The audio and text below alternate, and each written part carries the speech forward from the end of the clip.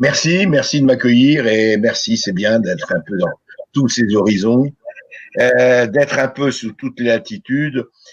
Écoutez, moi, j'aime pas les discours magistraux, même si on peut être magistral, mais la seule chose importante, c'est peut-être de rappeler que, vous savez, ça m'amuse quand on dit complotiste, quand on dit ceci, cela, les étiquettes, j'adore. Vous savez, les étiquettes, c'est la béquille des paresseux, c'est la béquille des rachitiques du bulbe.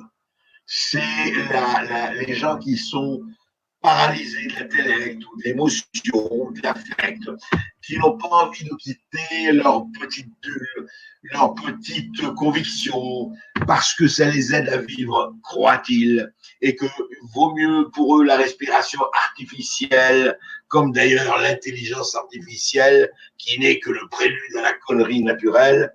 Ils vivent dans un semblant de monde. Et je dis ça parce que je trouve hallucinant que les êtres humains sont des diamants à mille facettes et ils le savent.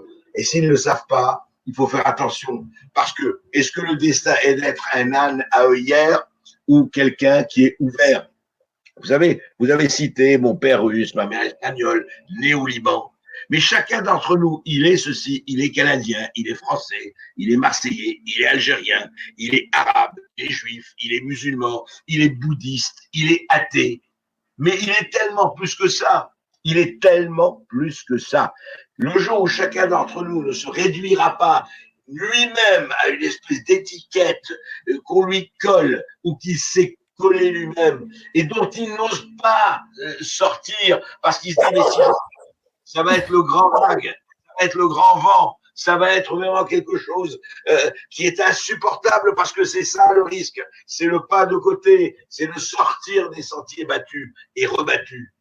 La, la chose la plus importante, c'est quoi? Après qu'on ait mangé, bien sûr, si on a faim, le reste n'existe pas. Mais après avoir mangé, après s'être nourri et bu, qu'est-ce qui est le plus important? C'est évidemment la liberté. Et la liberté, c'est quoi? C'est pas la liberté de faire n'importe quoi. C'est la liberté de l'esprit critique. C'est la liberté de penser, y compris contre soi. C'est la liberté, effectivement, comme vous l'avez dit, d'avoir question à tout.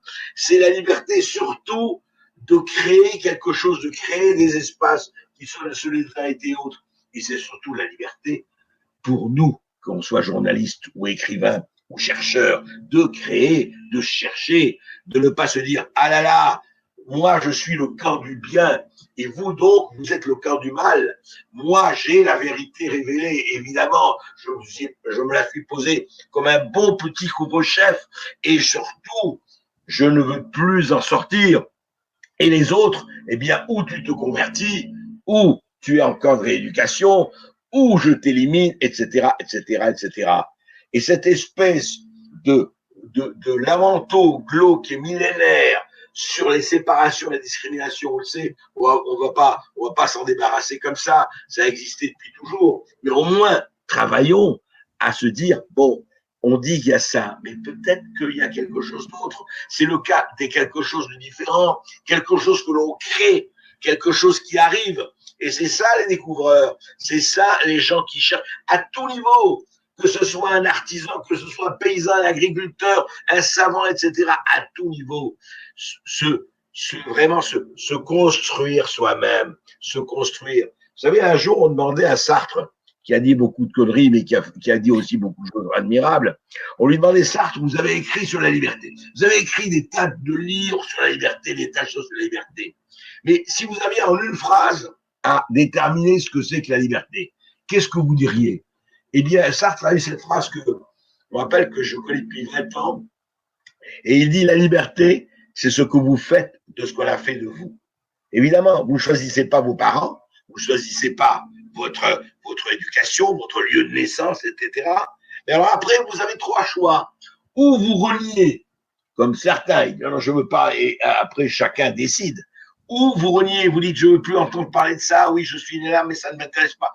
Ou vous êtes écrasé par cela, c'est-à-dire ce sont les traditions, c'est le poids des traditions, j'accepte toutes ces traditions. Ou alors, troisième, et à mon avis la meilleure, vous gérez.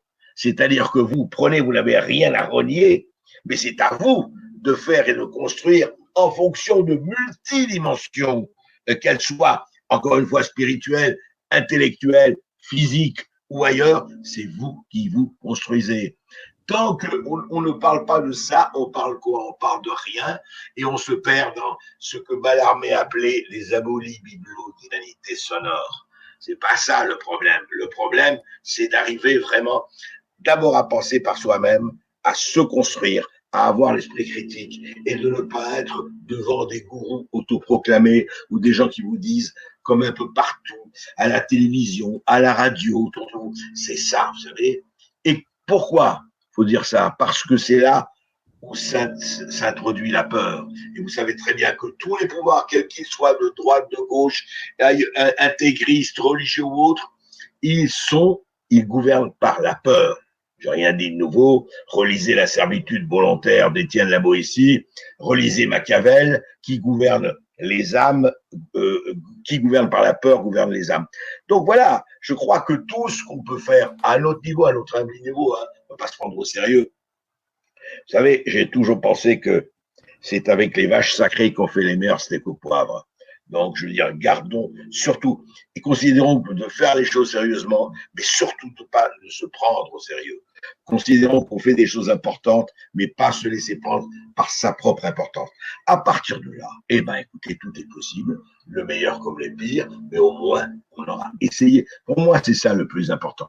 Tout ce que j'ai fait dans ma vie, que j'ai essayé de faire, que ce soit dans les livres, les voyages, les enquêtes, les bouquins, la radio, la télévision, un peu partout, c'est ma curiosité, la curiosité. J'aime les gens, j'aime rencontrer, quels que soient les gens. Je me fous du statut, je me fous de la position sociale, je me fous de ce qui est intéressant, c'est qu'est-ce que vous avez à dire, vous savez. Et c'est ça c'est ça l'anti-communication. Aujourd'hui, nous sommes dans une espèce de règne où on veut nous vendre des vessies pour des lanternes, où on veut que l'arbre cache la forêt, où on veut surtout que l'ersatz d'un monde soit la réalité du monde. Eh ben non. Pourquoi aujourd'hui le réel frappe à la porte? Parce qu'à tout moment, à un moment donné, vous dites, ah, le réel, je ne peux pas le voir. Moi, c'est mes lunettes qui comptent, c'est pas le réel. Je ferme portes et fenêtres, je m'enferme, je récite mon mantra, je récite mes prières, et surtout, je me calfeutre. Sauf que le réel, à un moment donné, il enfonce la porte. Et là, franchement, si on n'est pas préparé, eh ben, on se prépare à des lendemains qui déchantent. Et il faut faire très attention à quoi. Encore une fois, c'est ça pour moi, si vous voulez, si j'ai une ligne rouge, mais je suis pas le seul, heureusement, c'est de chercher, d'avoir question, d'admettre qu'on peut se tromper, évidemment. On peut faire des conneries, on peut faire des erreurs, et c'est très bien, mais on repart, on fait autre chose, on réfléchit, on réfléchit. Ce n'est jamais triste de réfléchir. Et puis, excusez-moi, l'intelligence n'est pas un péché mortel. Voilà ce que j'ai à vous dire. Après, on précise avec vous, mais je préfère préciser avec vous, mais là, je voudrais simplement tracer le fait que la liberté ne se divise pas, la liberté ne se limite pas, sauf, évidemment, à faire à empiéter et à piétiner la liberté de l'autre, bien sûr, mais ça, on le sait, c'est une banalité de base. Voilà, faut pas oublier ça. Dans tous les domaines qu'on peut aborder, d'abord, est-ce que vous avez les yeux ouverts ou vous êtes complètement les yeux grands fermés, eyes wide shut, comme disait Stanley Kubrick? Il est là le problème. Le problème, l'un des problèmes. Voilà. Et on voit très bien ce qu'on a vécu avec le narratif du Covid, pour ne parler que récemment, et le narratif de la guerre Russie-Ukraine, et tous les autres narratifs aujourd'hui, on n'a plus d'électricité et la perte de l'énergie, etc. On bâtit, il faut bien comprendre que les princes qui nous gouvernent ont intérêt à bâtir un monde virtuel dans lequel ils veulent nous enfermer pour l'éternité. Voilà, c'est ça. Mais c'est vieux comme le monde, hein. C'est pas nouveau. Simplement, avec la technologie, on avance, on essaie de trouver des nouveaux moyens. Mais le fond est le même. Le même. Restez chez vous. On sait mieux que vous ce qui est bon pour vous. Vous avez 4 ans et demi.